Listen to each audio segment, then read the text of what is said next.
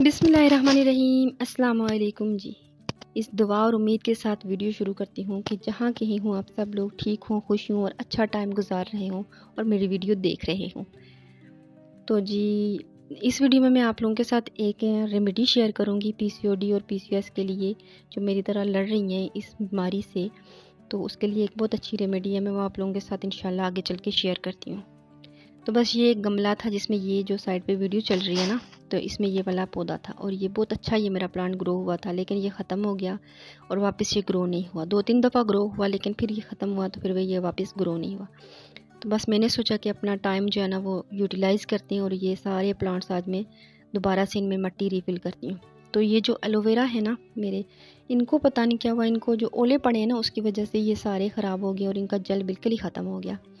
तो बस वो सारे एलोवेरा मैं निकालूंगी और मिट्टी दोबारा से मिक्स करूंगी। और अच्छा, ये सारी मिट्टी मैं निकाल लूँगी और सारे एलोवेरा मैं निकाल लूँगी, तो वापस मैं दोबारा इसे जो एलोवेरा है ना इनको सारी मिट्टी से दोबारा रिफ़िल करूँगी। शायद इससे इनकी ग्रो कुछ बेहतर हो जाए। अगर किसी के पास कोई टिप है तो मुझे ज़रूर बताना।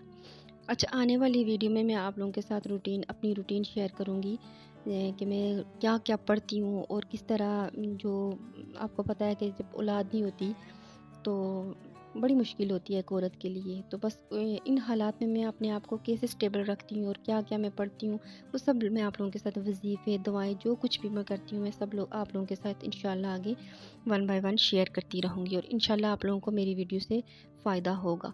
जो कुछ मैंने खुद किया, जो मैंने अपने ऊपर अप्लाई किया, मैं वही आप लोगों के साथ शेयर करूँगी जिससे मुझे फ़ायदा हुआ।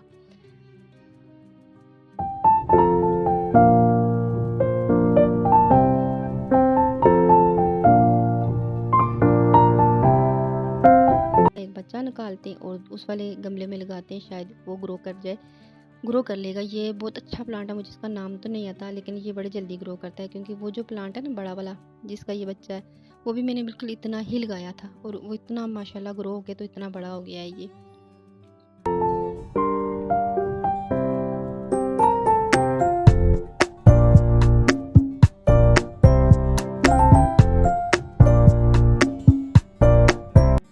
अच्छा, ये मैंने साइड पे एक क्यारी बनाई हुई है, लेकिन इसमें चूंटियाँ जो है ना वो पानी का रास्ता बना लेती हैं और जो ही मैं पानी डालती हूँ वो सारा नीचे से निकल जाता है और क्यारी में ठहरता ही नहीं।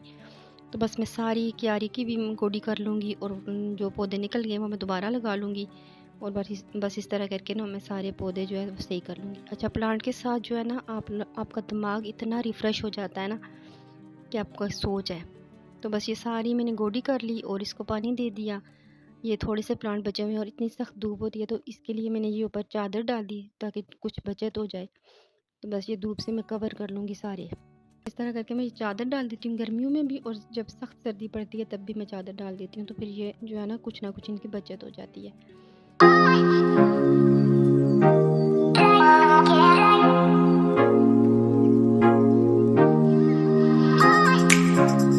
तो ये है जी वो रेमेडी जो मैं आप लोगों के साथ शेयर करना चाह रही थी।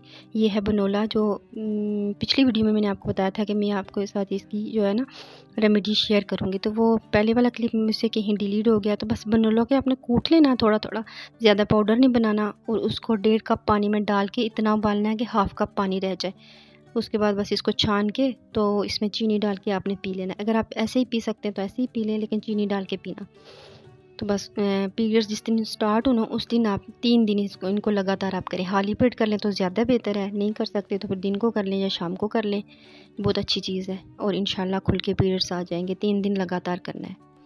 सैयदना हज़ाफ़ा रज़ी अल्लाह अन्हा ने एक आदमी को देखा जो नमाज में दुरुस्त तरीके से रुकू सुजूद नहीं कर रहा था, तो फरमाया कि तूने नमाज अदा नहीं की। अगर तू फोत हो गया तो तुम्हारी उस दिन पर मौत नहीं होगी जो अल्लाह ताला ने अपने नबी सल्लल्लाहु अलैहि वसल्लम को अता किया है। तो बस अल्लाह ताला से दुआ है कि अल्लाह ताला हमें नमाज़ें जो है ना वो सही सही अदा करने की तौफ़ीक अता फ़रमाए।